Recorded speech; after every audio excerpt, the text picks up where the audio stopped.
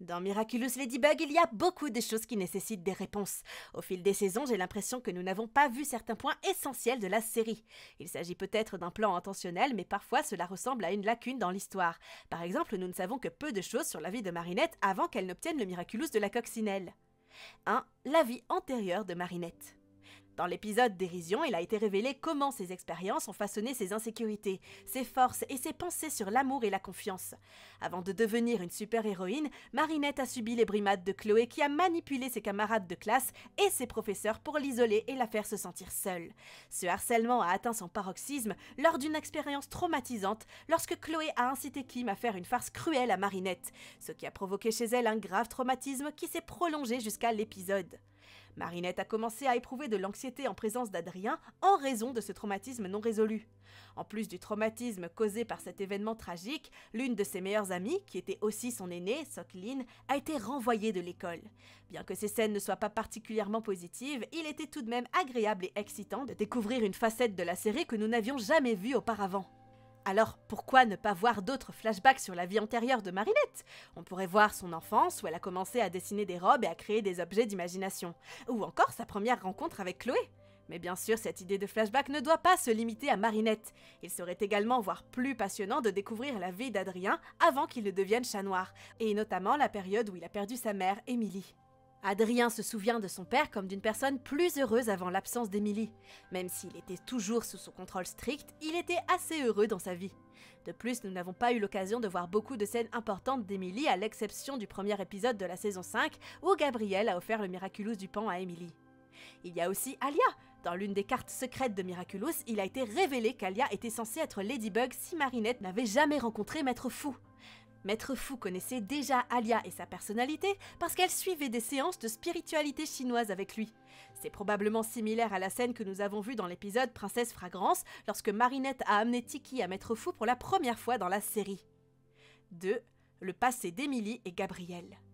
Nous connaissons déjà l'histoire de l'absence d'Émilie et de la création d'Adrien, mais nous n'avons jamais vu les scènes où ces événements se sont réellement produits. Elles ont simplement été racontées dans l'épisode Représentation, saison 5, épisode 24. Tout d'abord, Gabriel et Émilie sont tombés amoureux et ont cherché des pierres précieuses dans différents endroits du monde. Au cours de l'un de leurs voyages, ils ont trouvé les Miraculous qui avaient été perdus lorsque Maître Fou s'est échappé du monstre qu'il avait accidentellement créé. Adrien a été créé avec le Miraculous du papillon parce qu'Émilie et Gabriel ne pouvaient pas concevoir d'enfants dans des conditions normales. La santé d'Émilie s'est ensuite détériorée et a passé des jours au Tibet. De plus, il y a plusieurs clips et images montrant des parties de la vie d'Émilie comme dans l'épisode Passion, saison 5. Je pense que nous devrions certainement voir ces scènes à côté des événements mentionnés par Félix. En parlant de Félix, les créateurs pourraient aussi nous montrer la création de Félix et Kagami. Cela nous amènerait naturellement à explorer le passé de Tomoe. De nombreux fans pensent que Tomoe est devenue aveugle à cause de l'utilisation du Miraculous du Pan brisé. C'est pourquoi elle recherche les Miraculous de la coccinelle et du chat pour faire un vœu avec le pouvoir absolu. De plus, nous ne savons rien du père de Kagami. Il s'agit là de lacunes importantes dans la série. D'autant plus que nous voyons Tomoe revenir dans la saison 6 souriant avec des intentions malveillantes. 3. Le traumatisme de l'enfance de Chloé. Dans l'épisode Doudou Vilain, après que Adrien ait mis en garde Chloé contre son comportement envers les autres, Chloé décide d'organiser une fête pour montrer son côté gentil. Tout au long de l'épisode, on apprend qu'elle a un ours en peluche qu'elle serre dans ses bras depuis l'enfance. En raison des absences fréquentes de sa mère, Audrey a laissé un grand vide dans la vie de Chloé, ce qui l'a amenée à compter sur Monsieur Cuddly, l'ours en peluche de son enfance, comme source de réconfort et de stabilité. Il est très probable que le comportement arrogant et grossier de Chloé soit lié à cette douleur émotionnelle profondément ancrée. Nous apprenons également que Chloé et Adrien étaient des meilleurs amis de leur enfance et que Chloé n'avait pas d'autre ami qu'Adrien. C'est un détail intéressant qui nous aide à comprendre comment Chloé est devenue une méchante permanente à cause de ses expériences d'enfance. 4. La réaction d'Alia à l'identité de Marinette. Dans l'épisode Gang des secrets, la confession de Marinette à Alia est au cœur de l'histoire. Après avoir combattu ses amis akumatisés et vu le courage d'Alia de résister à l'influence de Papillombre, Marinette se sent enfin suffisamment en sécurité pour se confier à sa meilleure amie dans sa chambre. Le moment où Marinette révèle son identité de Ladybug à Alia est l'un des rebondissements les plus choquants de la saison 4, car les fans ne s'attendaient pas du tout à ce que cela se produise. Pour Marinette, il s'agit d'une libération de l'immense poids émotionnel qu'elle a porté seule pendant si longtemps.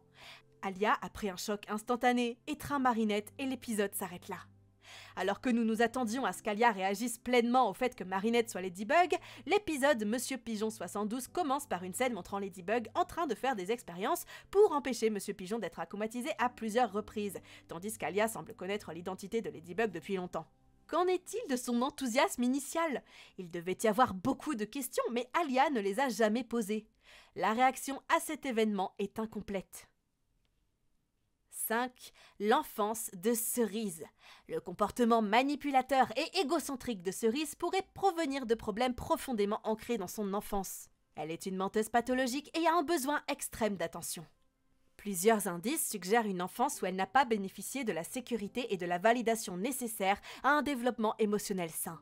Elle a un désir de contrôle et de vengeance et fait preuve de confusion identitaire, comme en témoignent ses différents styles et personnalités. Son manque d'empathie s'ajoute à ses traits de caractère, créant une personnalité toxique. Pour ajouter à cette complexité, la série révèle qu'elle a 3 mères, ce qui la rend encore plus énigmatique. Comment a-t-elle pu tromper non seulement les 2 autres, mais aussi ses mères? Il faut en savoir plus sur Cerise. 6. Pour terminer, la réaction d'Alix face à Marinette. C'est un peu le même cas que celui d'Alia en fait. Dans l'épisode Évolution, Alix est devenue la détentrice permanente du Miraculous du lapin. Après que Monarch ait volé et utilisé à outrance le Miraculous du lapin pour modifier la ligne temporelle, Ladybug et Chat Noir, avec les conseils de Bunnyx adulte, l'ont poursuivi à travers le temps. Pour contrer le pouvoir de Monarch, Ladybug et Chat Noir récupèrent le Miraculous du chien et le confèrent à Alix pour qu'elle les aide à récupérer le Miraculous du lapin. Après avoir réussi à déjouer les tentatives de Monarch de réécrire l'histoire, Ladybug a confié le Miraculous du lapin à Alix de façon permanente. Cependant, nous n'avons jamais vu la réaction d'Alix lorsqu'elle découvre la véritable identité de Ladybug. Au fil de la saison, il est devenu évident qu'elle le savait déjà étant donné son rôle, mais il aurait été intéressant de voir sa première réaction face à l'identité de Marinette. Et vous, que pensez-vous de ces idées? Pensez-vous que nous aurions dû voir ces scènes ou que peut-être les verrons-nous dans le futur? Peut-être qu'il y a aussi autre chose que vous auriez aimé voir dans la série. Dans ce cas-là, n'hésitez pas à me le faire savoir en commentaire. N'oubliez pas de vous abonner à la chaîne si ce n'est pas encore fait pour ne rien manquer de toutes nos prochaines vidéos. D'aimer d'ailleurs cette vidéo-ci si elle vous a plu. Et sur ce, je vous donne rendez-vous très bientôt dans la prochaine vidéo. C'était Romane.